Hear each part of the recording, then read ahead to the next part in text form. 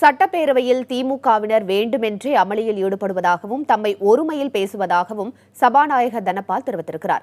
இதனை மறுத்திருக்கும் எதிர்க்கட்சித் தலைவர் மு.க.ஸ்டாலின் திமுக உறுப்பினர்கள் மீது சபாநாயகர் வேண்டுமென்றே அபாண்டமான குற்றச்சாட்டை முன்வைப்பதாக தெரிவித்திருக்கிறார். அவை தொடங்கிய உடனேயே பேரவைத் தலைவரை இப்படித்தான் நீங்கள் தீர்ப்பு உடனடியாக சொல்ல வேண்டும் என்று வற்புறுத்துவது முறையற்றது என்று நான் பலமுறை சொல்லியும் திராவிட முன்னேற்ற கழகத்தை சார்ந்த உறுப்பினர்கள் வேண்டுமென்றே இன்றைக்கு இந்த அவையை அவமதிக்கிற வகையிலே இன்றைக்கு வெளிநடப்பு செய்திருக்கார்கள்.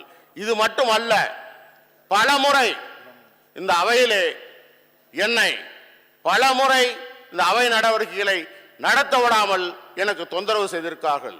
குறிப்பாக இன்றைக்கு பேசியிருக்கிற எதிர்க்கட்சி தலைவரும் துணைத் தலைவரும் என்னுடைய அறையிலேயே அத்தனை பேரும் வந்து அவருடைய கட்சியினுடைய உறுப்பினர் அன்பழகன் என்னை ஒருமையிலே பேசினார். அதையும் நான் பொறுத்து கொண்டேன்.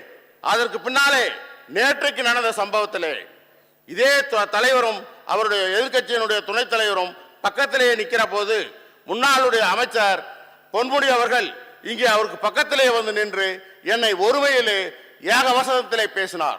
அது மட்டுமல்ல, அன்பழகனும் அந்த ரங்கநாதனும் அவர்கள் அந்த மூலையிலே நின்று கொண்டு ஒரு சட்டமன்ற உறுப்பினர் செய்கிற ஒரு சாதாரண செயலை செய்யாமல் அவர்கள் அநாகரிகமாக கை சைகைகளை காட்டுவதும், இங்கே உட்கார்ந்து கொண்டு தரக்குறைவாக மற்றவர்களை விமர்சிப்பதும், அமைச்சர்களை விமர்சிப்பதும், அமைச்சர்கள் பதில் சொல்லும்போது கேலியும் கிண்டலுமாக பேசுவதும் வன்மையாக கண்டிக்கக்கூடிய வகையிலே அவர்கள் நடந்து கொள்கிறார்கள் என்ற ஏக வசனத்திலே ஒருமையிலே அதை பேசுவதற்கு ஒரு மனிதனை மனிதன் மதிப்பது கூட மதிக்காமல் ஒரு என்னை தனிப்பட்ட முறையிலே என்னை மதிக்க வேண்டாம், நான் அதை எதிர்பார்ப்பவனும் அல்ல.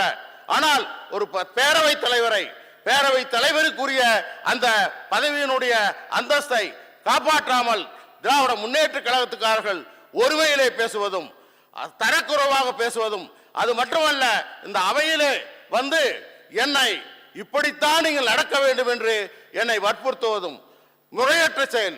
அது இல்லையா, அதுக்கு உரிய நியாயம் கேட்குறோம். நியாயம் கேட்டால் நாங்கள் என்னமோ சபையை கண்ணியக்குறைவாக நடத்துறதுக்கு, சபாநாயகரை அவமானப்படுத்துறதுக்கு உரிமையில் பேசுகிறோம் அப்படி இப்படின்னு ஒரு தவறான ஒரு அபாண்டமான குற்றச்சாட்டை அவையில் பதிய வைக்கிறாரு. இதுதான் சபாநாயகருடைய வேலையாக இருக்குது.